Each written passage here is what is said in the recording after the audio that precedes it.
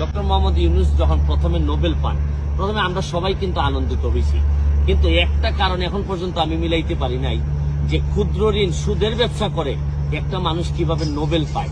এবং আপনি আরেকটা জিনিস বাংলাদেশের বিবেচনায় আপনাদেরকে বলতে চাই, ক্ষুদ্র ঋণের ব্যবসা করে ব্যবসাতে ঋণ নিয়ে কেউ বৃহৎ হয়েছে আমার জানা নাই, অথচ ডক্টর মোহাম্মদ ইউনূসের মতো লোকরা ক্ষুদ্র ঋণের ব্যবসা করে এত বড় হয়ে গেছেন যে হিলারি ক্লিন্টনের মতো লোকের নির্বাচনী প্রচারণায় তারা টাকা পর্যন্ত তারা ব্যয় করতেছেন বাংলাদেশে থেকে। বাংলাদেশের মানুষের টাকা উনি হিলারি ক্লিন্টনের এই নির্বাচনী প্রচারণায় দিচ্ছেন এবং এটার ফলও কিন্তু উনি পাচ্ছেন। দেখেন এখন উনি 175 জন বিশ্ব নেতা নাকি বলছেন যে ইউনূস সাহেবের বিরুদ্ধে যে মামলা, এই মামলা স্থগিত করতে হবে। আমার জীবনে আমি কোনোদিন দেখি নাই যে অন্য দেশের একটা আইনি ব্যবস্থায় কোনো মামলা হইলে এটা স্থগিতের কোনো আবেদন জানানো যায়। সর্বোচ্চ আমরা কি করি, আমরা বলি যে অবশ্যই যেন তাকে